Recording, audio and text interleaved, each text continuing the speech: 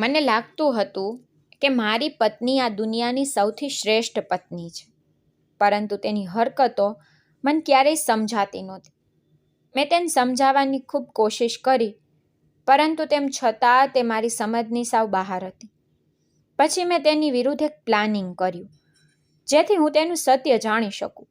અને જ્યારે તે સત્ય મારી સામે આવ્યું તો મારા પગ નીચેથી જમીન સરકી ગઈ. મારું નામ રાહુલ છે. હું દિલ્હીનો રહેવાસી છું. હું આ દુનિયામાં સાવ એકલો હતો. મારું કોઈ નહોતું અને હવે મારી લગ્નની ઉંમર થઈ ગઈ હતી. મારી ઉંમર એટલી વધારે નહોતી. હું માત્ર 31 વર્ષનો હતો. જ્યારે હું 25 વર્ષનો હતો ત્યારે મારા પપ્પાનું અવસાન થયું અને ત્યારથી હું એકલો જ રહું છું. હું એકલો રહેતો હતો અને સાચું કહું તો એ એકલતા મને અંદરથી ધીરે ધીરે ખત્મ કરી રહી હતી. બહારથી મારી જિંદગી એકદમ બરાબર લાગતી હતી. હું સમયસર ઉઠતો, તૈયાર થઈને ઓફિસ જતો, ત્યાં આખો દિવસ કામ કરતો, લોકો સાથે હસીને વાતો કરતો અને સાંજે પાછો મારા ફ્લેટમાં આવી જતો. પરંતુ જેવો દરવાજો ખોલીને અંદર કદમ મૂકતો, મને એવું લાગતું કે જાણે કોઈ નિર્જન જગ્યાએ આવી ગયો હોઉં. ઘરમાં બધું જ હતું, સારું ફર્નિચર, ટીવી, ફ્રીજ, જરૂરી સામાન, આરામદાયક પલંગ, પરંતુ ઘરમાં માણસની હૂંફ નહોતી. કોઈ મારી રાહ જોનારું નહોતું, કોઈ પૂછનારું નહોતું કે દિવસ કેવો ગયો, કોઈ પાણી પણ આપનારું નહોતું, કોઈ હસવા બોલવાવાળું નહોતું. હું ઘણીવાર ફક્ત અવાજ સાંભળવા માટે ટીવી ચલાવી દેતો, ક્યારેક મોબાઈલ પર ગીતો વગાડતો, જેથી રૂમ થોડો જીવંત લાગે. રજાના દિવસો તો વધુ મુશ્કેલ હતા. સવારે મોડે સુધી સૂતો રહેતો, પછી ઉઠીને વિચારતો કે આજે આખો દિવસ કેવી રીતે જશે. લોકો પોતાના પરિવાર સાથે ફરવા જતા, મિત્રો સાથે બહાર જતા અને હું બારી પાસે બેસીને નીચે રસ્તા પર આવતા જતા લોકોને જોયા કરતો. મારા કેટલાક મિત્રો હતા જે મને હંમેશા લગ્ન કરવા માટે કહેતા રહેતા. તેઓ કહેતા કે માણસ ગમે તેટલું કમાય, ગમે તેટલો મજબૂત કેમ ન હોય, જો ઘરે પાછા ફરતી વખતે કોઈ પોતાનું ન મળે ને તો જિંદગી અધૂરી લાગે છે. અને હું દર વખતે હસીને વાત ટાળી દેતો, કહેતો કે અત્યારે સમય નથી, અત્યારે કામ બહુ છે, જવાબદારી છે. પણ સત્ય એ હતું કે હું ડરતો હતો. મને લાગતું હતું કે જો ખોટી વ્યક્તિ મારી જિંદગીમાં આવી ગઈ ને તો જે થોડો ઘણો સુકૂન છે ને તે પણ ખત્મ થઈ જશે. પરંતુ મિત્રો માનવાના નહોતા. તેઓ મજાક પણ કરતા, કહેતા કે તું તો એકલો જ વૃદ્ધ થઈ જશે. એક દિવસ મારા સૌથી નજીકના મિત્રએ કહ્યું કે તેની પત્નીની દૂરની બહેન છે, ખૂબ જ સારી છોકરી છે, સીધી છે, ઘર સંભાળતા આવડે છે, પરિવાર સારો છે. તેને કહ્યું કે એકવાર જઈને જોઈ લે, જો પસંદ ન આવે તો ના પાડી દેજે. મેં પહેલાં ના પાડી, પણ પછી વિચાર્યું કે જોવામાં શું જાય છે, અને માની ગયો. જે દિવસે હું તેને જોવા ગયો તે દિવસે મારા દિલમાં અજીબ ગભરાટ હતો. હું બહુ તૈયાર થઈને પણ નહોતો ગયો, કારણ કે મને દેખાડો બિલકુલ પસંદ નહોતો. અમે લોકો તેમના ઘરે પહોંચ્યા. ત્યાં બધા ખૂબ સારી રીતે મળ્યા. વાતાવરણ ચોખ્ખું અને સાદું હતું. થોડીવાર પછી તે રૂમમાં આવી. તેનું નામ રિયા હતું. જેવી મેં તેને જોઈ, હું થોડી ક્ષણો માટે ચૂપ થઈ ગયો. તે જોવામાં ખૂબ જ સુંદર હતી. તેનો ચહેરો સાવ ચોખ્ખો હતો. આંખો મોટી અને શાંત હતી. રંગ નિખરેલો હતો. શરીર પાતળું અને નાજુક જેવું હતું. તેના ચાલવામાં પણ એક સાદગી હતી. તેણે માથું નમાવીને નમસ્તે કર્યું અને ધીરેથી બેસી ગઈ. તેના ચહેરા પર શરમ હતી પણ બનાવટ નહોતી. તેનો અવાજ ખૂબ ધીમો હતો પણ સ્પષ્ટ હતો. જ્યારે તેને કંઈ પૂછવામાં આવતું ત્યારે તે વિચારીને જવાબ આપતી. હું તેને જોઈ રહ્યો હતો અને મન જ મન વિચારતો હતો કે આ છોકરી બાકી લોકો જેવી નથી. તેનામાં શાંતિ હતી. તેના ચહેરા પર ઘરની પરવરિશ સાફ દેખાતી હતી. જ્યારે બધા વાતો કરી રહ્યા હતા ત્યારે હું ચૂપ હતો, પણ અંદરથી માની ચૂક્યો હતો કે જો લગ્ન કરવા હોય તો આવી જ છોકરી સાથે કરવા જોઈએ. પછીથી મારા મિત્રએ બહાર આવીને પૂછ્યું, કેવી લાગી? મેં બસ એટલું જ કહ્યું કે ઠીક છે, પણ તે મારી આંખોમાં સમજી ગયો કે તે મને ગમી ગઈ છે. થોડા જ દિવસોમાં વાત પાકી થઈ ગઈ. ઘરના લોકોએ તારીખ નક્કી કરી દીધી અને જલ્દી જ લગ્ન થઈ ગયા. લગ્ન ખૂબ જ સાદગીથી થયા, પણ ખૂબ જ ખુશી સાથે થયા. પોતાના લોકો હતા, હાસ્ય હતું, દુઆઓ હતી, શોર હતો, ખુશીઓનું વાતાવરણ હતું. જે દિવસે તે દુલ્હન બનીને મારી સામે બેઠી હતી, હું બસ તેને જોતો જ રહી ગયો હતો. લાલ જોડામાં તે ખૂબ જ સુંદર લાગી રહી હતી. તેના ચહેરા પર ઘૂમટાની હળવી છાયા હતી, હાથમાં મહેંદી હતી અને આંખોમાં શરમ હતી. મને પહેલી વાર લાગ્યું કે કદાચ હવે મારી જિંદગી બદલવાની છે. લગ્ન પછી જ્યારે તે મારી સાથે મારા ફ્લેટમાં આવી, તો સાચું કહું ને તો એ જ જગ્યા જે પહેલાં મને ફક્ત રહેવાની જગ્યા લાગતી ને, હવે ઘર લાગવા માંડી. પહેલાં જ્યાં સન્નાટો હતો, હવે ત્યાં વાસણોનો અવાજ આવવા લાગ્યો, રસોડામાંથી સુગંધ આવવા લાગી, રૂમમાં કોઈના ચાલવાનો અવાજ આવવા લાગ્યો. પહેલાં હું ઓફિસથી લોટતો ત્યારે બસ તાળું ખોલતો હતો, હવે દરવાજો ખુલતા જ લાગતું હતું કે કોઈ મારી રાહ તો જોઈ રહ્યું છે. રિયાના આવ્યા પછી મારી જિંદગીમાં ખરેખર વસંત આવી ગઈ હતી. હું સવારે ઉઠતો તો તે મારા પહેલાં ઉઠી ગઈ હોય, નાહાઈ ધોઈને તૈયાર થઈ ગઈ હોય, તેના ભીના વાળ પાછળ ઢીલા બાંધેલા હોય, ચહેરા પર હળવો મેકઅપ હોય, રૂમમાં સાબુ, અત્તર અને તેના વાળની સુગંધ ફેલાયેલી હોય. તે જ્યારે રસોડામાં જતી ત્યારે બંગડીઓનો હળવો અવાજ આવતો અને મને એ બધું સારું લાગતું. ભલે હું ક્યારેય વ્યક્ત કરતો નહોતો. તેને સજવા ધજવાનો ખૂબ શોખ હતો. તે રોજ અલગ કપડાં પહેરતી, ક્યારેક હળવી લિપસ્ટિક લગાવતી, ક્યારેક આંખોમાં કાજળ લગાવતી, ક્યારેક વાળ નવી રીતે બનાવતી. હું જાણતો હતો કે ઘણા માણસો પોતાની પત્નીને કહે છે કે તૈયાર થાવ, આ પહેરો, પહેલું પહેરો, પણ મારો સ્વભાવ અલગ હતો. મને હંમેશા સાદગી પસંદ હતી. મને લાગતું હતું કે સ્ત્રી પોતાના સામાન્ય રૂપમાં સૌથી વધુ સારી લાગે છે, વધારે બનાવટ કે દેખાડા વગર. પરંતુ મેં ક્યારેય મારા વિચારો તેના પર થોપ્યા નહીં. મેં ક્યારેય એવું ન કહ્યું કે મેકઅપ ન કરો, કે ક્યારેય રોકી નહીં. મને લાગતું હતું કે દરેક માણસને પોતાની પસંદગીથી જીવવાનો હક છે. જો તેને સજાવાથી ખુશી મળતી હોય તો તે પણ જરૂરી છે. તે અવારનવાર અરીસાની સામે બેસતી અને તૈયાર થઈને મને પૂછતી, કેવી લાગી રહી છું? હું બહુ વખાણ કરનારો માણસ નહોતો, એટલે બસ કહી દેતો કે સારી લાગી રહી છે. તે નારાજ થઈને કહેતી કે બસ આટલી જ વાત, પછી પોતે જ હસી પડતી. તે રસોઈ પણ ખૂબ સારી બનાવતી. પહેલાં હું બહારનું ખાણું ખાઈને થાકી ગયો હતો, હવે તો ઘરે આવતા જ ગરમ રોટલી મળતી, દાળની સુગંધ મળતી, શાક મળતું. તે પૂછતી કે આજે શું ખાશો? મને આ સવાલ ખૂબ જ પોતાનો લાગતો, કારણ કે પહેલાં કોઈએ મને આટલા પ્રેમથી કંઈ પૂછ્યું નહોતું ને. હું કહી દેતો કે જે બનાવશો તે સારું જ હશે, તો તે સ્મિત આપી દેતી. હું રોજ ઓફિસ જતો, પણ હવે જલ્દી ઘરે લોટવાનું મન થતું. પહેલાં કામ પૂરું થયા પછી પણ બહાર ફરતો રહેતો, મિત્રો સાથે બેસી જતો, પણ હવે ઘડિયાળ જોયા કરતો કે ક્યારે રજા પડે અને ક્યારે હું ઘરે જાઉં. મને ખબર હતી કે કોઈ હવે મારી રાહ જોઈ રહ્યું છે. સાંજે હું આવતો તે દરવાજો ખોલતી. ક્યારેક હાથમાં લોટ લાગેલો હોય, ક્યારેક કપાળ પર પરસેવો હોય, ક્યારેક વાળ ખુલી જાય, પણ તે દરેક રૂપમાં સારી લાગતી. તે પૂછતી, બહુ થાકી ગયા છો શું? હું કહેતો કે ના. પછી તે ચા બનાવતી અને મારી સામે બેસી જતી. પોતાના આખા દિવસની નાની નાની વાતો જણાવતી. પડોસણ શું કહી ગઈ, બજારમાં શું જોયું, કઈ વસ્તુ પસંદ આવી, કોની સાથે વાત થઈ.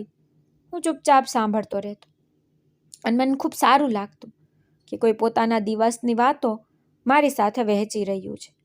રજાના દિવસે અમે સાથે બજાર જતા, ક્યારેક ફિલ્મ જોતા, ક્યારેક બહાર જમતા, ક્યારેક બસ ઘરમાં બેસીને વાતો કરતા.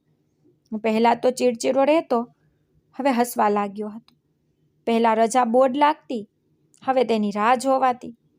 હું ક્યારેક તેને કામ કરતી વખતે ચૂપચાપ જોતો રહેતો અને વિચારતો કે જો આ છોકરી મારી જિંદગીમાં ન આવી હોત ને, તો કદાચ હું આમ જ એકલો રહી ગયો હોત. મને ખરેખર લાગતું હતું કે જાણે સુકાઈ ગયેલા ઝાડ પર ફરીથી પાંદડા આવ્યા હોય, જાણે બંધ રૂમની બારી ખુલી ગઈ હોય, જાણે કોઈ નિર્જન ઘરમાં રોશની થઈ ગઈ હોય. રિયા મારી જિંદગીની સૌથી સુંદર આદત બની ગઈ હતી. હું હવે મારા ભવિષ્ય વિશે વિચારવા લાગ્યો હતો. વિચારતો કે થોડા પૈસા બચાવું, સારું ઘર ખરીદું, તેના માટે ગાડી લઉં, તેને ખુશ રાખું, તેને ક્યારેય દુઃખ ન દઉં. પહેલી વાર કોઈના માટે જવાબદારી અનુભવી રહ્યો હતો અને આ અહેસાસ સારો હતો. તે સમય સુધી મને એમ જ લાગતું હતું કે જિંદગી હવે સાચા રસ્તે આવી ગઈ છે. જે ખાલીપો વર્ષોથી મારી અંદર હતો તે ભરાઈ ગયો છે. જે ઉદાસી મારા ચહેરા પર રહેતી તે ખત્મ થઈ ગઈ છે. હું ખરેખર ખુશ હતો, ખૂબ ખુશ. અને મારી આ ખુશીની સૌથી મોટી વજહ રિયા હતી. પણ મને શું ખબર હતી કે જિંદગી હંમેશા સીધા રસ્તે ન જ ચાલતી. અને દરેક સ્મિત પાછળ ક્યારેક એવા રાઝ પણ છુપાયેલા હોય છે જેનો અંદાજ માણસને ખૂબ મોડેથી આવે છે. પણ તે વખત સુધી મારી દુનિયા ખૂબ સુંદર હતી અને હું તેને જ મારી અસલી જિંદગી માની બેઠો હતો. એક દિવસની વાત છે. હું સવારે ચા પી રહ્યો હતો અને તે હંમેશાની જેમ અરીસા સામે ઊભી રહીને તૈયાર થઈ રહી હતી. તેના ચહેરા પર હળવો મેકઅપ હતો, વાળ સરસ રીતે બનાવેલા હતા અને તે ખૂબ જ સુંદર લાગી રહી હતી. હું થોડી વાર તો તેને જોતો રહ્યો. પછી મેં વિચાર્યું કે પ્રેમથી સમજાવવું જોઈએ. તેથી મેં નરમ અવાજમાં કહ્યું, સાંભળ, તું આટલો મેકઅપ ન કરને, તારી સ્કિન ખરાબ થઈ જશે. હું તો બસ તારી ચિંતામાં કહી રહ્યો છું. મારી વાત સાંભળતા જ તેને અરીસામાંથી નજર હટાવી અને મારી તરફ જોયું. તેના ચહેરાનો ભાવ તરત જ બદલાઈ ગયો. તે થોડી સખ્તાઈથી બોલી, અચ્છા, તો મારું મેકઅપ કરવું તમને ખરાબ લાગે છે. તમે નથી ઈચ્છતા કે તમારા પૈસા વસ્તુઓ પર ખર્ચ થાય. જો એવી વાત હોય તો તમે ચિંતા ન કરશો. હું તમારા પૈસાથી કંઈ નહીં લઉં. હું મારા માટે પોતે ખરીદી કરી લઈશ. તેની વાત સાંભળીને થોડો ગભરાઈ ગયો, કારણ કે મારો મતલબ બિલકુલ એવો નહોતો. મેં જલ્દીથી કહ્યું કે, અરે ના ના, તું ખોટું સમજી રહી છે. હું પૈસાની વાત નથી કરી રહ્યો. મારું જે કંઈ છે તે તારું જ તો છે. હું તો ફક્ત તારા માટે કહી રહ્યો છું. વધારે વસ્તુઓ ચહેરા પર લગાવવાથી સ્કિન ખરાબ થઈ જાય છે, એટલા માટે બસ સમજાવી રહ્યો છું. પરંતુ તે મારી વાત માનવાના મૂડમાં જ નહોતી. તેને હોઠ મરોડીને કહ્યું કે, મને જે રીતે રહેવું ગમે છે ને, હું તેમ જ રહીશ. મને તૈયાર રહેવું પસંદ છે અને હું આ બધું નહીં છોડું. તેના બોલવાની રીત એવી હતી કે મને સમજાઈ ગયું કે હવે કંઈ પણ કહેવું નકામું છે. તેથી હું ચૂપ થઈ ગયો. મેં વિચાર્યું કે નવા લગ્ન છે, અત્યારે બધી વાતો પર દલીલ કરવી ઠીક નથી. ધીરે ધીરે પોતે જ બદલાઈ જશે. મને લાગ્યું કે જ્યારે ઘરની જવાબદારીઓ વધશે ત્યારે તેનું ધ્યાન આપોઆપ આ વસ્તુઓ પરથી હટી જશે. પરંતુ હું ખોટો હતો. બીજા જ દિવસે ફરી એવું જ થયું. સવારે મારી આંખ ખુલી તો તે મારા પહેલાં ઉઠી ગઈ, નહાઈ ધોઈને પૂરી રીતે તૈયાર, વાળ ભીના અને ક્લિપથી પાછળ બાંધેલા, ચહેરા પર હળવો મેકઅપ, કપડાં પણ સરસ પહેરેલા અને રૂમમાં તેની સુગંધ ફેલાયેલી. હું તો બસ તેને જોતો જ રહ્યો. પછી કિચનમાંથી વાસણોનો અવાજ આવવા લાગ્યો. હું બહાર ગયો તો જોયું કે તે નાસ્તો પણ બનાવી રહી છે. ગેસ પર ચા ચડી હતી અને સાથે સાથે તે ઘર પણ સંભાળી રહી હતી. મને ખરેખર નવાઈ લાગતી કે કોઈ માણસ આટલું સજી ધજીને પણ ઘરનું બધું કામ કેવી રીતે કરી શકે છે. તે આખા ફ્લેટને ચમકાવીને રાખતી. રસોઈ તો એટલી સ્વાદિષ્ટ બનાવતી કે બહાર ગેલેરી સુધી સુગંધ જતી હતી. પડોશીઓ પણ ઘણીવાર પૂછી લેતા કે આજે શું બન્યું છે. હું અંદર ખાને માનતો હતો કે તે મહેનતુ છે, સમજદાર છે અને ઘર સંભાળતા જાણે છે. બસ તેની કેટલીક આદતો મારી વિચારસરણીથી અલગ હતી. પણ મેં મારી જાતને સમજાવી કે દરેક માણસ અલગ હોય છે. તેને જેવું રહેવું ગમે છે તેમ રહેવા દઉં. તેથી મેં વાતને ત્યાં જ પૂરી કરી દીધી. દિવસો વીતતા ગયા. અમારી જિંદગી ઠીક ચાલી રહી હતી. હું ઓફિસ જતો, સાંજે પાછો ફરતો. તે મારી રાહ જોતી, જમવાનું તૈયાર રાખતી, ક્યારેક હસતી, ક્યારેક નાની નાની વાતો પર રિસાઈ જતી. પણ ઘરમાં રોનક હતી. હું ખુશ હતો અને મને લાગતું કે હવે જિંદગી સંભાળાઈ ગઈ છે. પછી એક દિવસ રાત્રે અમે બંને જમીને બેઠા હતા. હવામાન પણ સારું હતું અને મારું દિલ થયું કે હવે આગળની જિંદગીની વાત કરવી જોઈએ. મેં પ્રેમથી તેનો હાથ પકડ્યો અને સ્મિત સાથે કહ્યું કે સાંભળ, હવે આપણે એક બાળક કરી લેવું જોઈએ. મારી વાત સાંભળતા જ જાણે કોઈએ તેનો રંગ ઉડાડી દીધો હોય. તેનો ચહેરો તરત જ બદલાઈ ગયો. તેને ઝટકા સાથે પોતાનો હાથ છોડાવ્યો અને ઊભી થઈ ગઈ. તે ઊંચા અવાજે બોલી, શું કહી રહ્યા છો તમે? હજુ આપણા લગ્નને કેટલો સમય થયો છે અને તમે અત્યારથી બાળકની વાત કરવા લાગ્યા? હું થોડો સંભાળીને બોલ્યો, એમાં ખોટું શું છે? હું તો બસ વિચારતો હતો કે અત્યારે જો એક બાળક થઈ જાય તો 2-3 વર્ષ પછી બીજું થઈ જશે. ઘર પર પૂર્ણ લાગશે અને બાળકો પણ સાથે સાથે મોટા થઈ જશે. તેને મારી વાત પૂરી થતાં પહેલાં જ કાપી નાખી અને બોલી કે તમે પાગલ થઈ ગયા છો કે શું? મને બાળકો બિલકુલ પસંદ નથી અને જો ક્યારેય કરીશ પણ તો માત્ર એક જ બાળક કરીશ. હું તેની વાત સાંભળીને ચોંકી ગયો. મેં વિચાર્યું કે કદાચ મજાક કરી રહી છે. તેથી મેં હળવા અંદાજમાં કહ્યું, સારું, જો દીકરો ન થાય અને દીકરી થઈ જાય તો પછી? તેને તરત જ ગુસ્સામાં મારી તરફ જોયું અને બોલી, અચ્છા, તો તમે પણ એ લોકોમાંના એક છો જે દીકરા દીકરીમાં તફાવત કરે છે. તમારે દીકરો જોઈએ છે.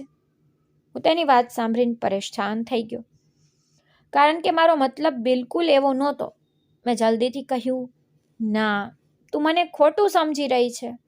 હું એવો માણસ નથી. હું તો બસ કહેતો હતો કે જો આપણે એક દીકરો હોય અને એક દીકરી હોય તો ઘર કેટલું સારું લાગશે. બંને બાળકો સાથે રમશે, ઘરમાં રોનક રહેશે. પરંતુ તેને માથું હલાવીને કહી દીધું કે ના, મને બાળકો પસંદ નથી. અને જો ક્યારેય મેં બાળક કર્યું ને તો માત્ર એક જ કરીશ, ભલે દીકરો હોય કે દીકરી. મને તેનાથી કોઈ ફરક પડતો નથી.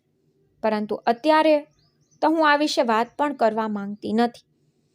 તેના અવાજમાં સાફ નારાજગી હતી. આટલું કહીને તે રૂમની બહાર નીકળી ગઈ અને હું ત્યાં જ બેસી રહ્યો.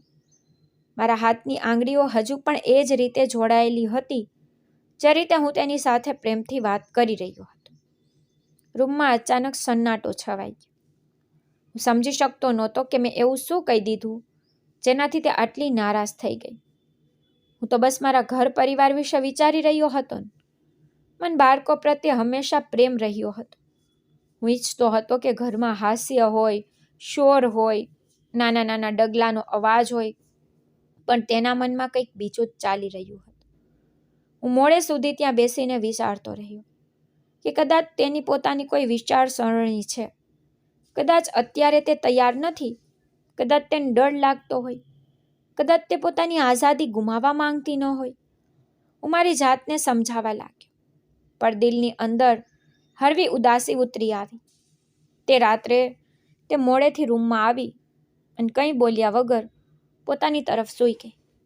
મેં પણ કંઈ કહ્યું નહીં. હું સમજી ગયો હતો કે આ વાતને અત્યારે છેડવી ઠીક નથી. પરંતુ તે દિવસ પહેલી વાર મને અનુભવ થયો કે અમે બંને સાથે તો રહીએ છીએ, પણ અમારી વિચારસરણી ખૂબ અલગ છે. હું છત તરફ જોતો રહ્યો અને વિચારતો રહ્યો કે લગ્ન ફક્ત એક ઘરમાં રહેવાનું નામ નથી. બે દિલોને એક જેવું હોવું પણ જરૂરી છે. અને કદાચ અમારે હવે એકબીજાને ઘણું સમજાવવાનું બાકી હતું. લગ્નના શરૂઆતના દિવસોમાં બધું બરાબર લાગતું, પરંતુ ધીરે ધીરે મને અનુભવવા લાગ્યું કે તેના સ્વભાવમાં બદલાવ આવી રહ્યો છે. પહેલાં તે હસીને વાત કરતી, દરેક કામ ખુશીથી કરતી, ઘરમાં નરમાશ રહેતી, પણ હવે તેના બોલવાની રીત બદલાવા લાગી. તેના અવાજમાં પોતિકાપણું ઓછું અને હુકમ વધારે આવવા લાગ્યો. મને સમજાતું નહોતું કે અચાનક આ બધું કેવી રીતે થવા લાગ્યું. એક દિવસ હું ઓફિસથી લોટ્યો તો તે કપડાં અલગ કરી રહી હતી અને મોટા સામાન્ય અંદાજમાં બોલી, સાંભળો, જે દિવસે હું ઘરમાં કપડાં ધોઈશ ને તે દિવસે જમવાનું બહારથી આવશે, કારણ કે કપડાં ધોઈને હું થાકી જાઉં છું. મારાથી પછી રસોઈ નથી બનતી. તેને આ વાત એવી રીતે કહી જાણે નિર્ણય પહેલેથી જ થઈ ગયો હોય અને મને ફક્ત સંભળાવવામાં આવી રહ્યો હોય. હું થોડી ક્ષણો તો તેને જોતો રહ્યો. મારા મનમાં આવ્યું કે કહું કે ઘરના કામ તો દરેક ઘરમાં હોય છે અને લોકો બધું સંભાળે પણ છે, પરંતુ મેં ઝઘડાથી બચવા માટે કંઈ કહ્યું નહીં. મેં વિચાર્યું ચલો કોઈ વાત નહીં, જો ખરેખર થાકી જતી હોય ને તો બહારથી જમવાનું મંગાવી લઈશું.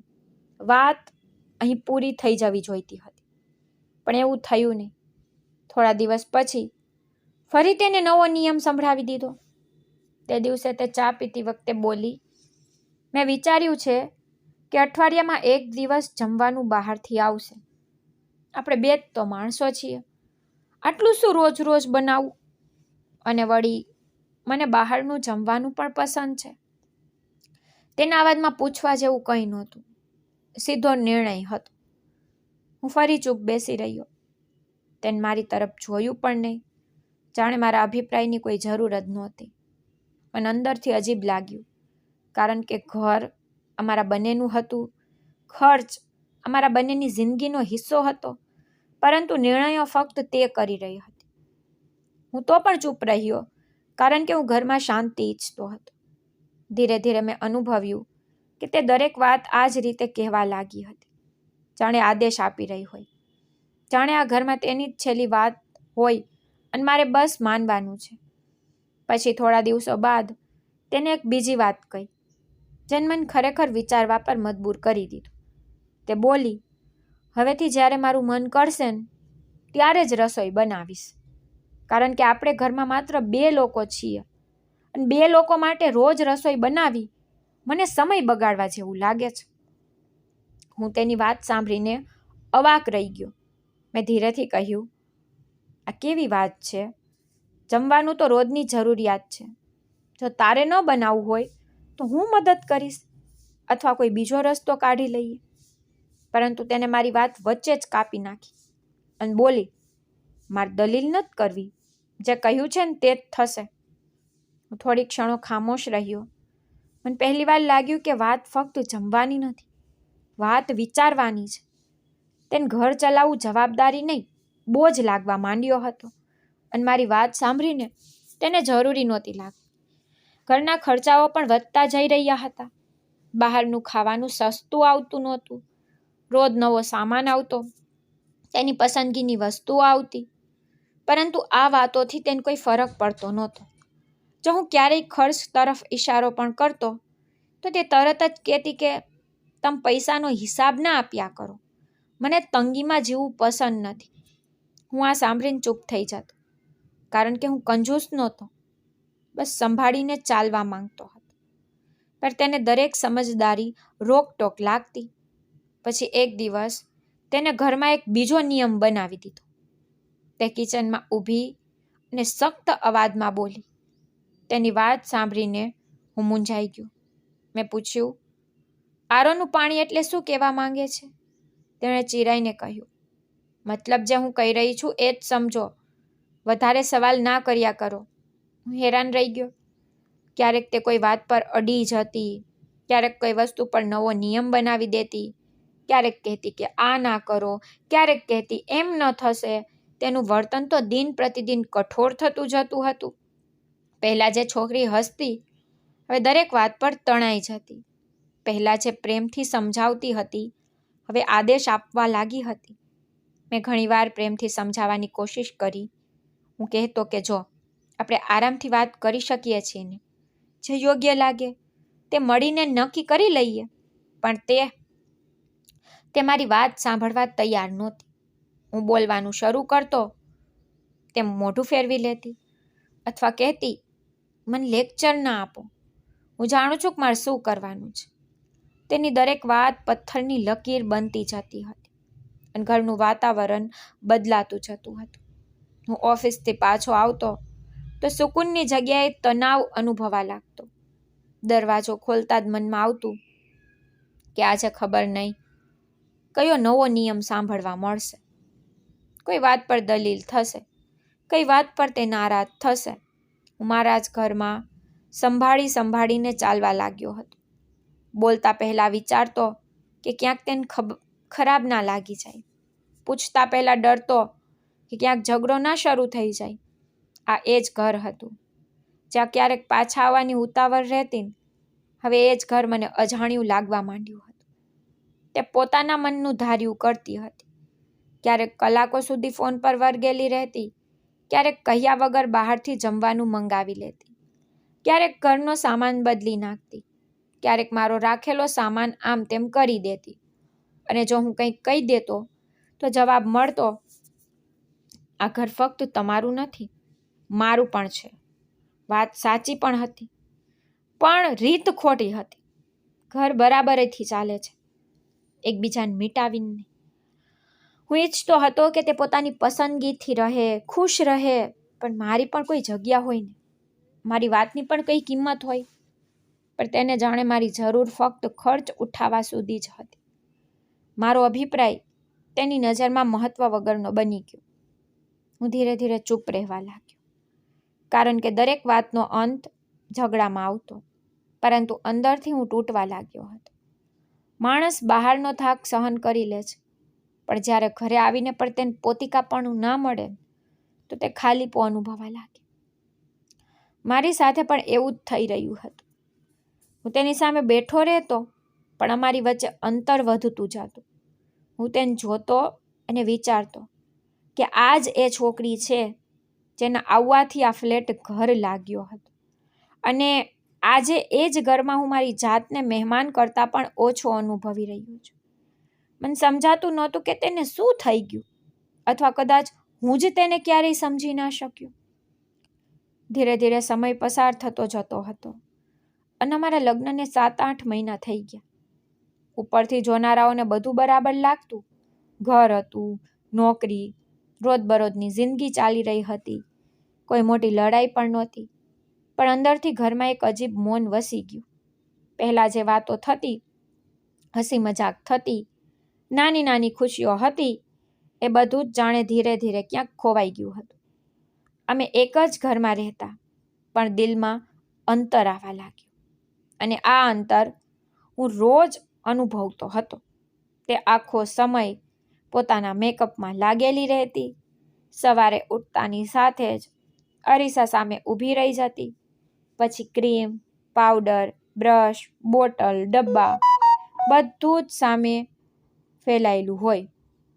રૂમમાં હંમેશા તેના મેકઅપની સુગંધ રહેતી હતી. શરૂઆતમાં મને એ સુગંધ સારી લાગતું કે ઘરમાં રોનક છે, નવા લગ્ન છે, સજવું ધજવું સ્વાભાવિક છે. પણ હવે એ જ સુગંધ મને ભારે લાગવા માંડી હતી. જાણે તે ફક્ત સુગંધ નહીં, પણ અમારી વચ્ચેના અંતરની યાદ હોય. એ મહેક રૂમમાં દરેક વખતે રહેતી અને મને ચીડ થવા લાગી. ક્યારેક તો એવું લાગતું કે જાણે મગજ પર સવાર થઈ રહી હોય. હું ઓફિસથી થાકેલો આવતો હતો, ઈચ્છતો કે રૂમમાં શાંતિ મળે, પણ અંદર આવતા જ તે જ સુગંધ અને અરીસા સામે ઊભેલી તેની પરછાઈ નજર આવતી.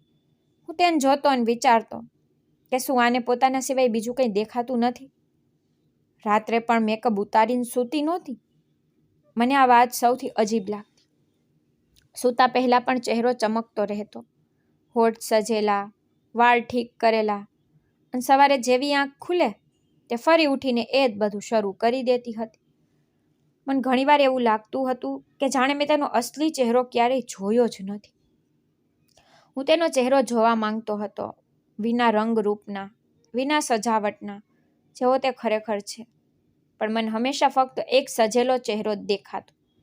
હું ક્યારેક મનોમન વિચારતો કે શું તે પોતાનાથી પણ છુપાઈ રહી છે, કે મારાથી છુપાઈ રહી છે?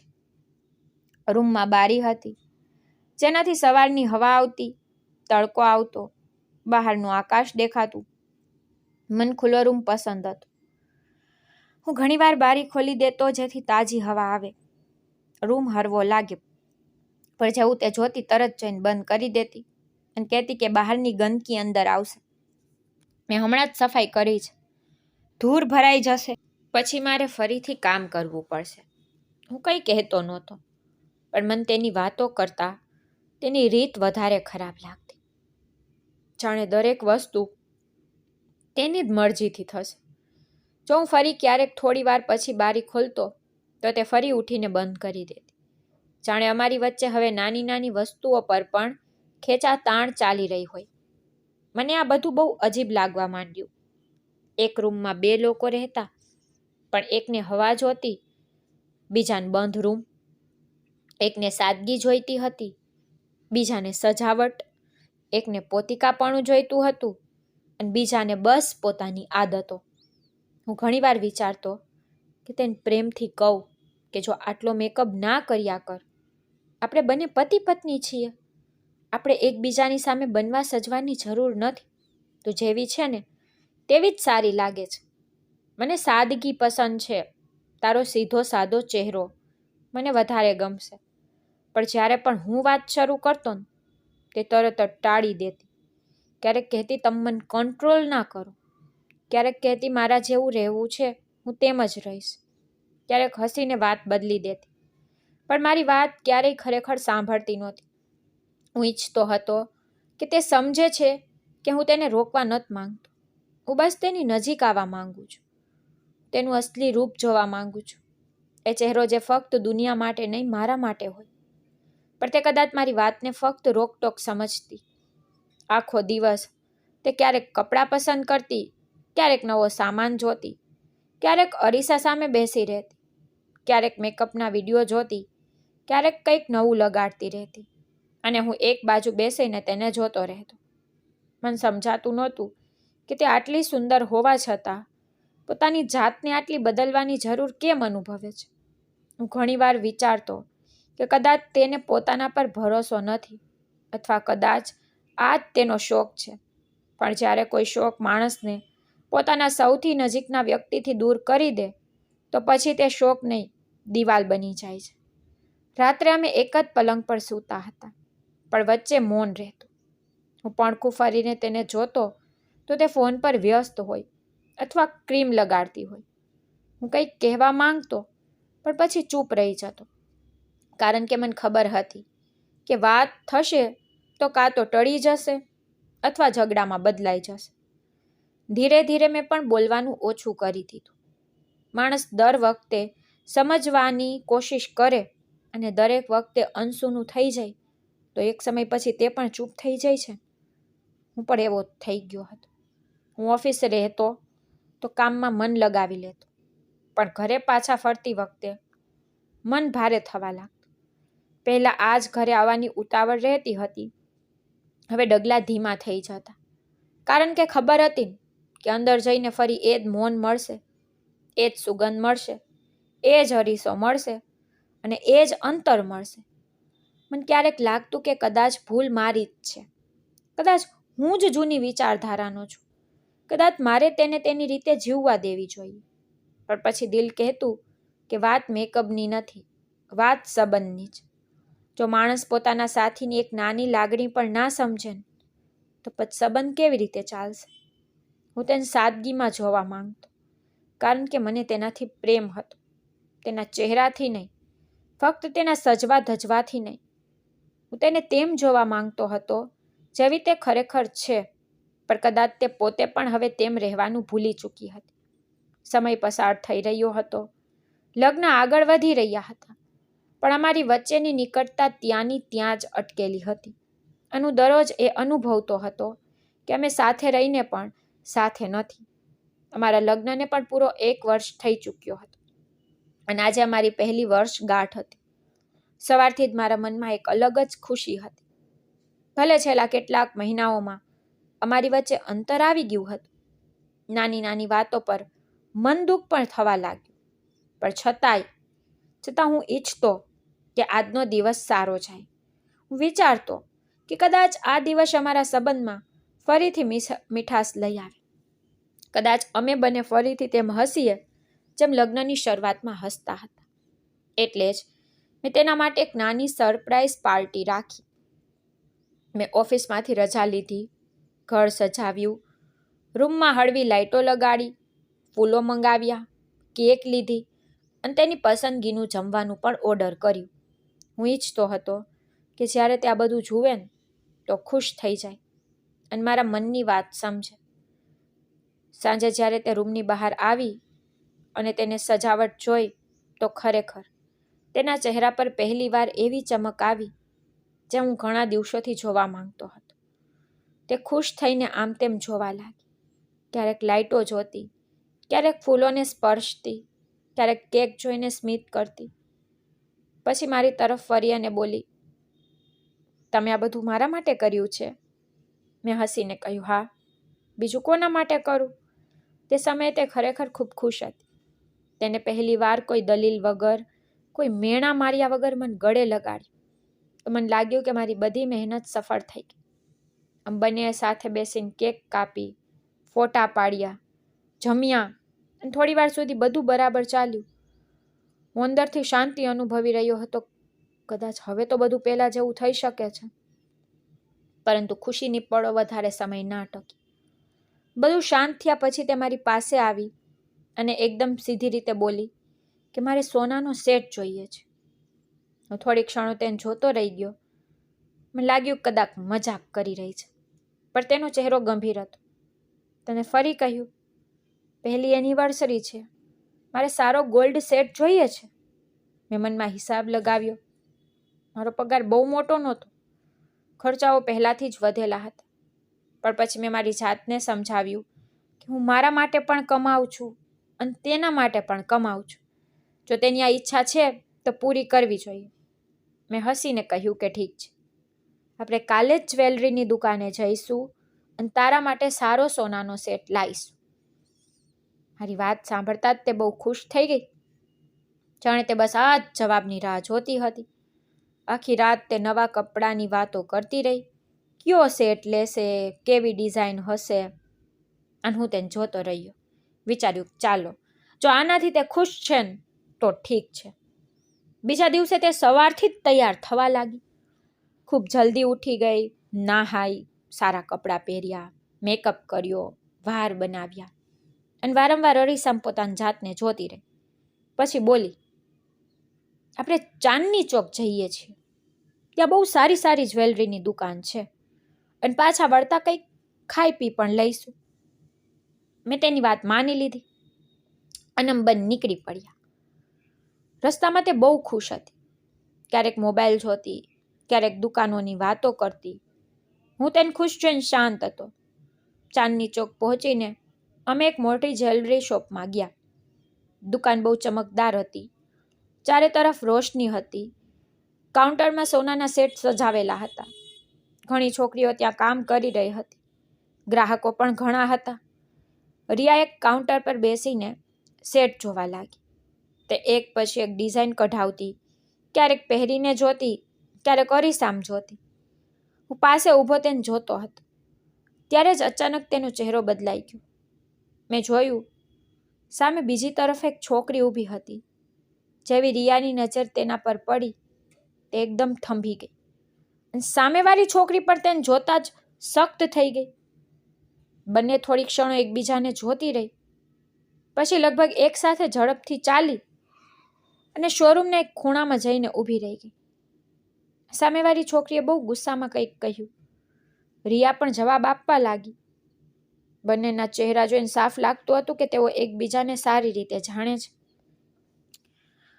હું તો દૂરથી જોતો હતો, પણ સમજી નહોતો શકતો કે આ બધું થઈ શું રહ્યું છે. મેં રિયાને પહેલાં ક્યારેય આ છોકરીનું નામ લેતા સાંભળી નહોતી. તો પછી આ કોણ હતી? અને તેને જોઈને રિયા આટલી કેમ ગભરાઈ ગઈ? થોડીક ક્ષણોમાં રિયા પાછી મારી તરફ આવી, પણ તેનો રંગ ઉડી ગયો હતો. ચહેરો ફીકો પડી ગયો હતો. તેને મારો હાથ પકડ્યો અને જલ્દીથી બોલી, મારી તબિયત ઠીક નથી લાગતી.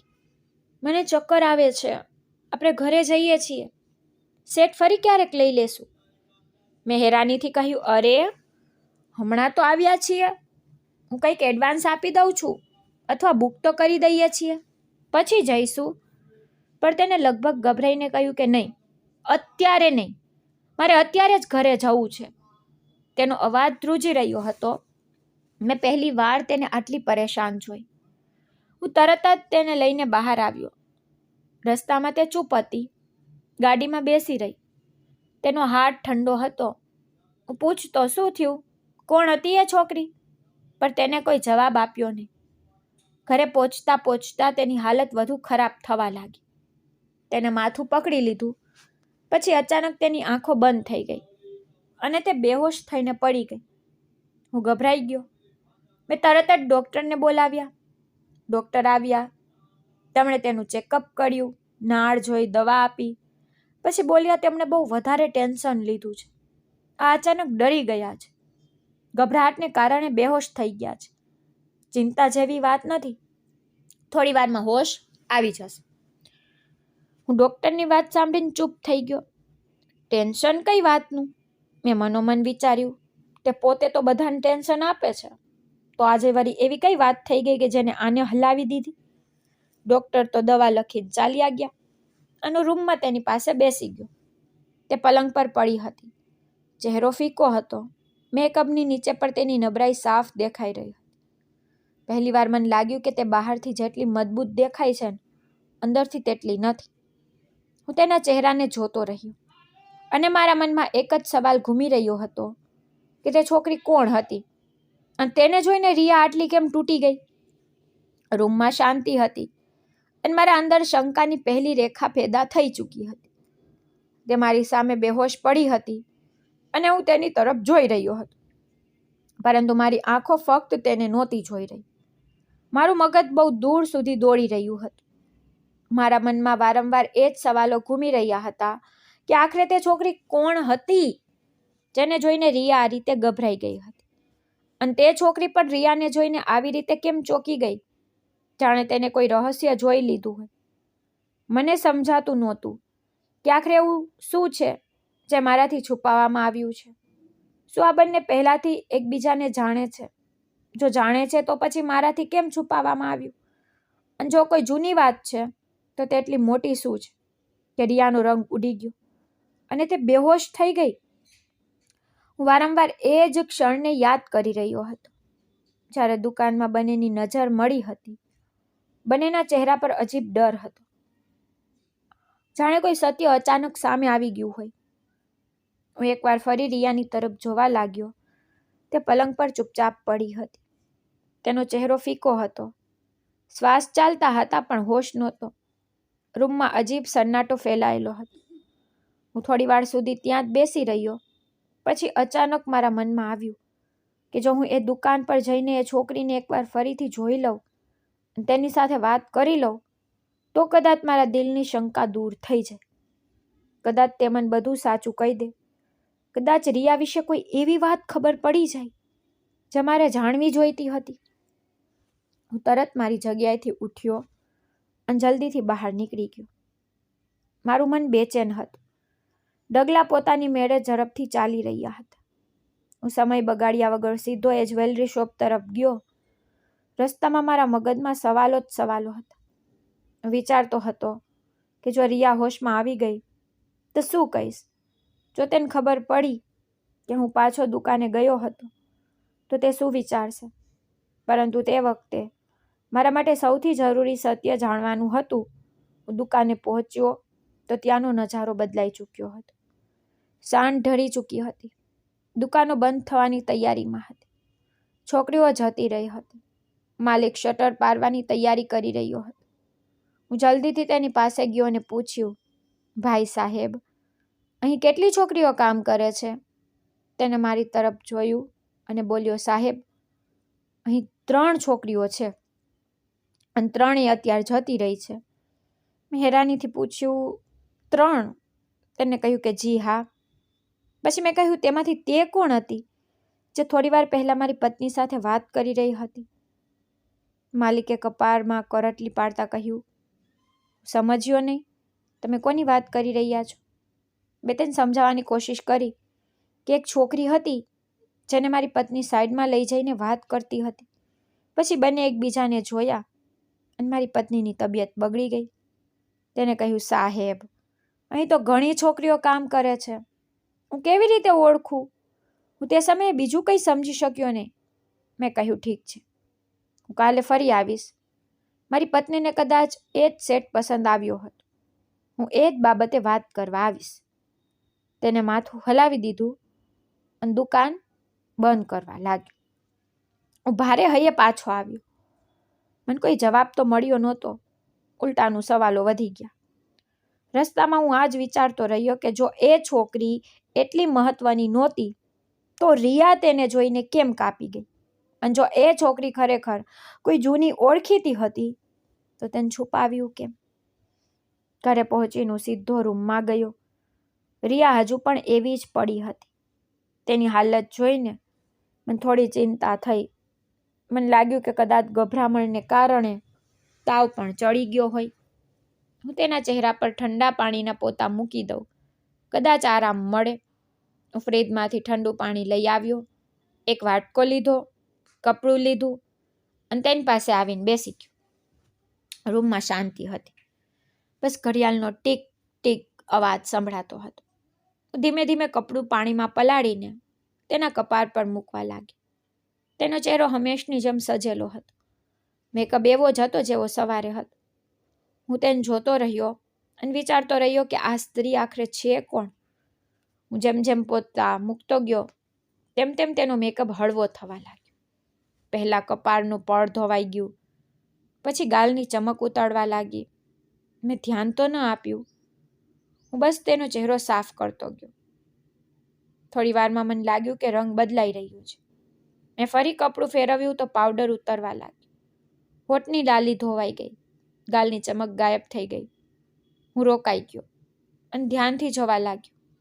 મારું દિલ ધબકવા લાગ્યું. ધીમેથી તેનો ચહેરો સાફ કરવા લાગ્યો.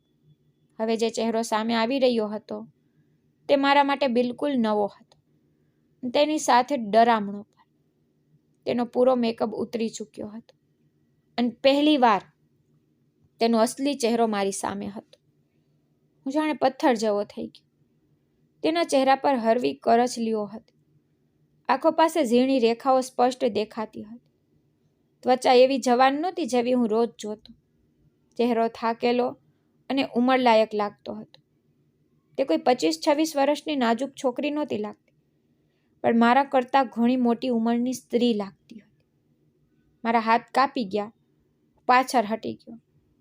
મને લાગ્યું જાણે મારો શ્વાસ થંભી ગયો હોય.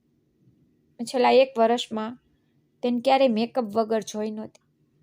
સવારે ઉઠતાની સાથે તૈયાર, રાત્રે સૂકતી વખતે પણ ચહેરો સજેલો, ક્યારેક ક્રીમ, પાવડર કે લિપસ્ટિક વગર તો જોઈ જ નહોતી.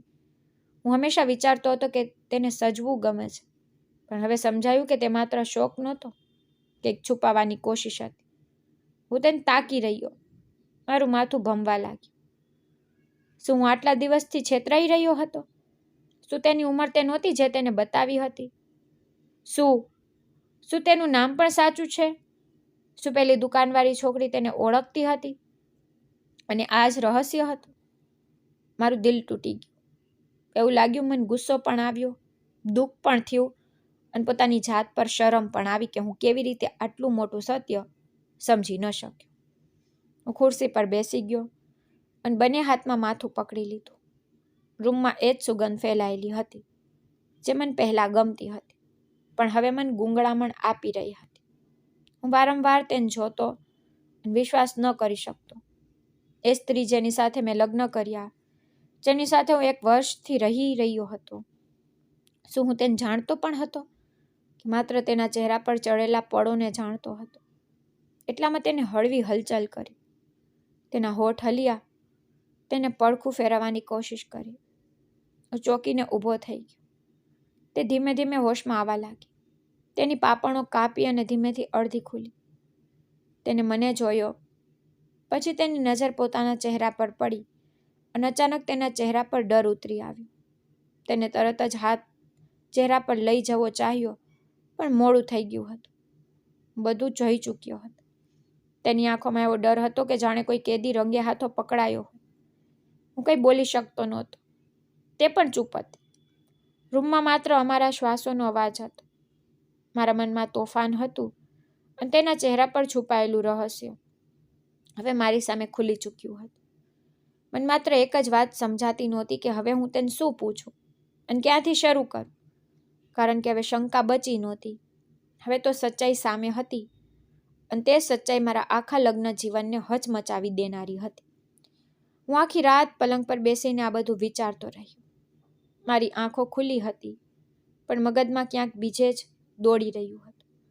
રૂમમાં હળવો અંધકાર હતો અને સામે રિયા સૂતેલી, પણ મારા મનમાં હવે તેના માટે એવો સુકૂન નહોતો જેવો પહેલાં રહેતો. હવે દરેક વાત શંકા જેવી લાગવા લાગી. વારંવાર એ જ્વેલરી શોપવાળી છોકરી વિશે વિચારી રહ્યો હતો કે આખરે એ કોણ હતી જેને જોતા જ રિયાનો ચહેરો ઉતરી ગયો અને તે અચાનક બેહોશ થઈ ગઈ.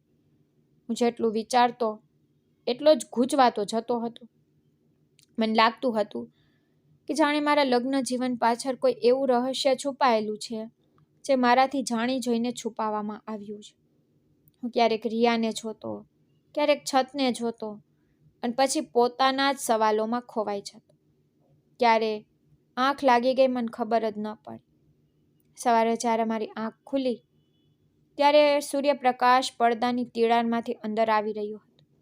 મેં પણખું ફેરવીને જોયું તો રિયા પલંગ પર નહોતી. હું એકદમ ઉઠીને બેસી ગયો અને રૂમમાં નજર દોડાવી. પછી બહારથી વાસણોનો હળવો અવાજ આવ્યો. હું સમજી ગયો કે તે બહાર હશે. હું ચૂપચાપ ઉઠ્યો, બહાર નીકળી ગયો. થોડી વાર પછી હું નાસ્તો લેવા નીચે ગયો અને બહારથી નાસ્તો પેક કરાવીને પાછો આવ્યો. જ્યારે રૂમમાં આવ્યો ત્યારે જે દ્રશ્ય જોયું તે જોઈને હું ફરી થોડી પળ માટે રોકાઈ ગયો. રિયા અરીસાની સામે ઊભી હતી અને ખૂબ ધ્યાનથી મેકઅપ કરી રહી હતી. જાણે કાલે કંઈ થયું જ ના હોય. તેની સામે કેટલાય ડબ્બા ખુલ્લા પડ્યા હતા. બ્રશ, પાવડર, ક્રીમ બધું જ સજાવેલું હતું. તે પોતાના ચહેરા પર પળ ઉપર પળ કંઈક લગાવી રહી હતી. મેં દરવાજા પર ઊભા રહીને તેને જોઈ અને પછી ધીમેથી કહ્યું, તારે હવે તારા ચહેરાને છુપાવવાની કોઈ જરૂર નથી. મેં બધું જોઈ લીધું છે. તે એક પળ માટે અટકી જરૂર, પણ પછી બોલી, શું જોયું તમે? મેં કહ્યું, મેં જોયું કે જ્યારે તારો મેકઅપ ઉતરી ગયો હતો ને ત્યારે તારો અસલી ચહેરો સામે આવી ગયો હતો. તું એવી નથી જેવી પોતાની જાતને બતાવે છે. તું 25 વર્ષની છોકરી નથી.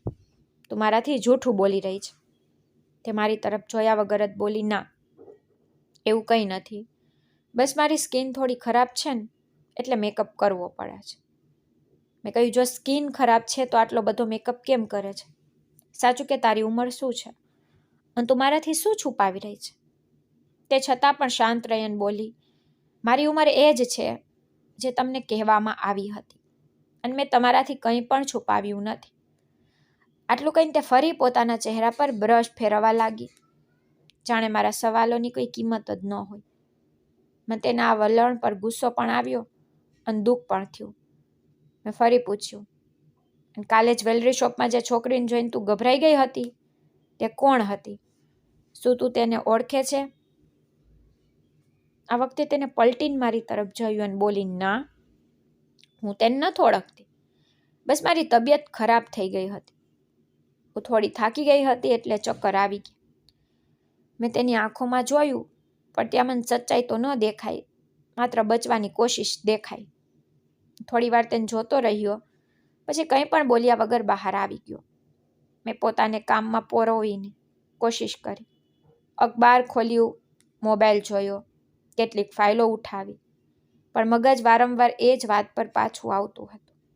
આખરે એ છોકરી મને જોઈને કેમ ડરી ગઈ હતી. તેને મારી સાથે વાત શરૂ થતાં પહેલાં જ કેમ કહ્યું હતું કે તેને મારી પત્ની સાથે કોઈ લેવા દેવા નથી. બપોર સુધીમાં હું બેચેન થઈ ગઈ. આખરે મેં નક્કી કરી લીધું કે આજે ઓફિસ જતા સમયે હું એ શોપ પર જરૂર જઈશ અને સત્ય જાણ્યા વગર નહીં પાછો ફરું. સાંજે ઓફિસથી નીકળીને હું સીધો એ જ બજારમાં પહોંચ્યો. ત્યાં રોશની ઝગમગી રહી હતી. દુકાનોમાં ભીડ હતી પણ મારા કદમ સીધા એ જ જ્વેલરી શોપ તરફ વધી રહ્યા હતા. જેવો હું અંદર ગયો મારી નજર એ છોકરી પર પડી. તે કાઉન્ટરની પાછળ ઊભી હતી. તેણે મને જોયો અને તેનો ચહેરો એકદમ બદલાઈ ગયો, જાણે તેને કોઈ ડરામણું સપનું યાદ આવી ગયું હોય. હું ધીમે ધીમે તેની પાસે ગયો તો તે તરત જ બોલી, જુઓ, તમે અહીંથી ચાલ્યા જાઓ. મારે તમારી પત્ની સાથે કોઈ લેવા દેવા નથી. તેની વાત સાંભળીને હું અટકી ગયો, કારણ કે મેં તો હજુ કંઈ કહ્યું જ પણ નહોતું. મેં શાંત થઈને કહ્યું કે હું અહીં લડાઈ કરવા નથી આવ્યો. હું બસ એ જ સેટ લેવા આવ્યો છું જે કાલે મારી પત્ની જોઈ રહી હતી.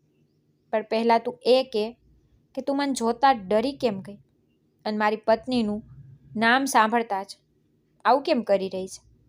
તે થોડી પળ ચૂપ રહી, પછી બોલી, તમે તમે અહીંથી ચાલ્યા જાઓ, તમારા માટે સારું રહેશે. મેં કહ્યું, ના, હવે તું સાચું કે, નહીતર હું રોજ આવીશ. તેને આજુબાજુ જોયું, પછી મને દુકાનના એક ખૂણામાં લઈ ગઈ, જ્યાં થોડી શાંતિ હતી. તેની આંખો ભરાઈ આવી હતી. તેણે ધીમા અવાજે કહ્યું, જો તમને સત્ય ખબર પડી ગઈ તો ઘણા લોકોની જિંદગી બરબાદ થઈ જશે. મેં કહ્યું, મારી જિંદગી પહેલાં જ ગૂંચવાઈ ગઈ છે, હવે સત્ય જાણવું જરૂરી છે. તેને કાપતા અવાજે કહ્યું, જે તમારી પત્ની છે ને, તે મારી સગી માં છે. તેની વાત સાંભળીને મને લાગ્યું કે જાણે કોઈએ મારા કાનમાં જોરદાર ધડાકો કર્યો હોય. થોડી પળ તો તેને જોતો રહી ગયો. મને લાગ્યું કે કદાચ મેં ખોટું સાંભળ્યું. મેં કહ્યું, શું કહ્યું તે? તેણે આંસુ લૂછતા કહ્યું કે હા, તે મારી માં છે, મારી અસલી માં. તેમના લગ્ન બહુ નાની ઉંમરે થયા હતા. અમારા પિતા બહુ ખરાબ માણસ હતા. તે દારૂ પીતા, માને મારતા, ઘરમાં રોજ લડાઈ થતી. અમે બહુ નાના હતા, પણ બધું જોતા. પછી એક દિવસ પિતાજીનું મૃત્યુ થઈ ગયું. અમે સમજ્યા કે હવે માં અમને સંભાળશે, પણ થોડા જ સમય પછી તે અમને છોડીને ચાલી ગઈ. મને અને મારા બે નાના ભાઈ બહેનોને એકલા છોડીને ચાલી ગઈ. હું તે સમયે બહુ નાની હતી, પણ તે દિવસ પછી હું બચું ન રહી. મેં તેમને બહુ શોધ્યા, સંબંધીઓને પૂછ્યું, ગલીઓમાં શોધ્યા, પણ તે ક્યારેય ન મળ્યા. મેં નાના ભાઈ બહેનોને પાળવા માટે કામ કરવાનું શરૂ કર્યું. ઘરે ઘરે જઈને વાસણ માંજ્યા. પછી અહીં નોકરી મળી, ત્યારથી હું અહીં જ કામ કરી રહી છું. કાલે જ્યારે તે તમારી સાથે આવ્યા અને મેં તેમને જોયા તો હું ઓળખી ગઈ, કારણ કે માનો ચહેરો ભલે બદલાઈ ગયો હોય, પણ આંખો નથી બદલાતી. હું તો સદબદ ઊભો હતો. મારા શ્વાસ ભારે થઈ ગયા હતા. હું વિચારી પણ નહોતો શકતો કે જે સ્ત્રીને હું મારી નવી દુલ્હન સમજીને ઘરે લાવ્યો ને, તે કોઈની માં છે અને મારાથી પોતાની ઉંમર છુપાવીને મારી સાથે રહી છે. મેં કાપતા અવાજે પૂછ્યું, જો તે તારી માં છે તો તેને પોતાની જાતને જવાન છોકરી કેમ બતાવી? તેને કડવા હાસ્ય સાથે કહ્યું, કારણ કે તેમને હંમેશા નવું જીવન જોઈતું હતું. તે દર વખતે જૂનું સત્ય છોડી દે છે. તેમણે અમને છોડ્યા, પછી પોતાનું નામ બદલ્યું, ઉંમર બદલી, ચહેરો બદલ્યો અને કદાચ જિંદગી પણ બદલી નાખી. હું હજુ પણ કંઈ સમજી નહોતો શકતો. મારા પગ નીચેથી તો જાણે જમીન જ સરકી ગઈ હતી. દુકાનની રોશની ઝાંખી લાગી રહી હતી. અવાજો દૂરથી આવતા હોય તેવું લાગતું હતું. મેં દિવાલનો સહારો લીધો અને બસ આટલું જ કહ્યું, શું તારી પાસે આનો કોઈ પુરાવો છે?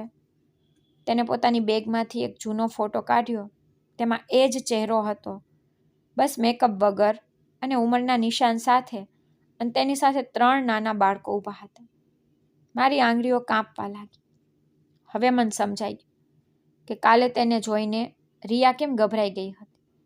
કારણ કે તેનો ભૂતકાળ અચાનક તેની સામે આવીને ઊભો રહી ગયો હતો અને હું ત્યાં જ ઊભો હતો, બિલકુલ તૂટી ગયેલો, હેરાન અને અંદર સુધી હચમચી ગયેલો.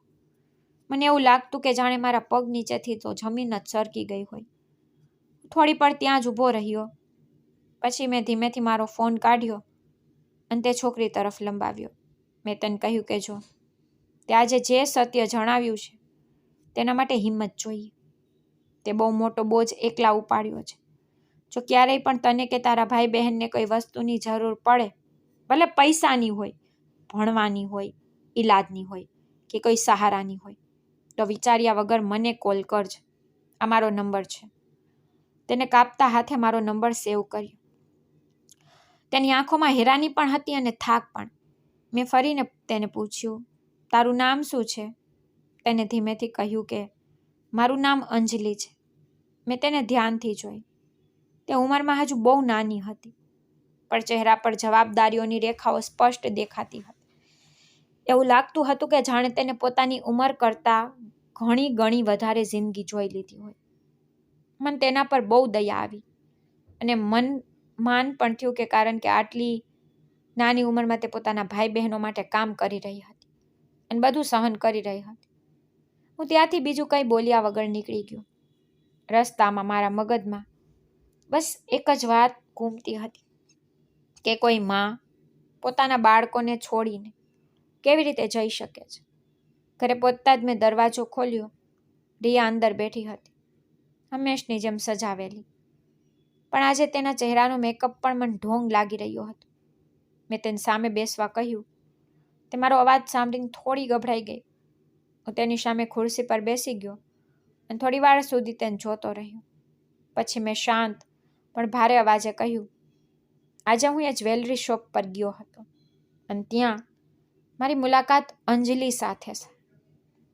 આ સાંભળતા જ તેનો ચહેરો પીળો પડી ગયો.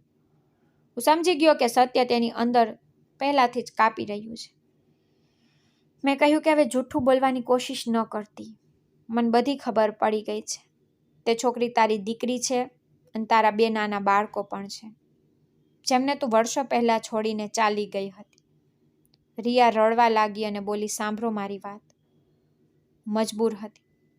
મેં કહ્યું, મજબૂર હતી કે સ્વાર્થી હતી? મને તારી આ વાતથી કોઈ પરેશાની નથી કે તું પહેલા પરણેલી હતી. મને એ વાતનો પણ કોઈ વાંધો નથી કે તે તારી ઉંમર છુપાવી, પણ હું આ વાતને ક્યારેય માફ નથી કરી શકતો કે તે તારા 3 બાળકોને એકલા મળવા માટે છોડી દીધા. તું એક માં થઈને આટલી પથ્થરદિલ કેવી રીતે હોઈ શકે? તને એકવાર પણ તેમનો વિચાર ન આવ્યો? તને ખબર પણ છે આજે તારા બાળકો કઈ હાલતમાં જીવી રહ્યા છે? મોટી દીકરી નોકરી કરીને નાના ભાઈ બહેનોને પેટ પાડી રહી છે અને તું અહીં મેકઅપ અને જૂઠી જિંદગી જીવી રહી હતી. તે મારા પગ પાસે બેસી ગઈ અને રડતા રડતા બોલી, મને માફ કરી દેજો. મારાથી ભૂલ થઈ ગઈ. હું ડરી ગઈ હતી. હું તૂટી ગઈ હતી. મને કંઈ સમજાયું જ નહીં. મેં કહ્યું, ના રિયા, ભૂલ તો એ હોય છે જે અજાણતા થઈ જાય. તે જે કર્યું તે તો નિર્ણય હતો, બહુ જ સ્વાર્થી નિર્ણય હતો. જે માણસ પોતાના બાળકોનો ન થઈ શકે તે કોઈનો પણ ન થઈ શકે. હું તારી સાથે હવે એક પર પણ નથી રહેવા માંગતો. હું તારી પાસે છૂટાછેડા માંગુ છું. તે જોર જોરથી રડવા લાગી, પણ મારા દિલમાં હવે કોઈ નરમાશ બચી નહોતી.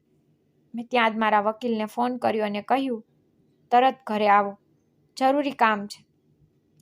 થોડી વાર પછી વકીલ આવી ગયા. બધા કાગળો તૈયાર થયા.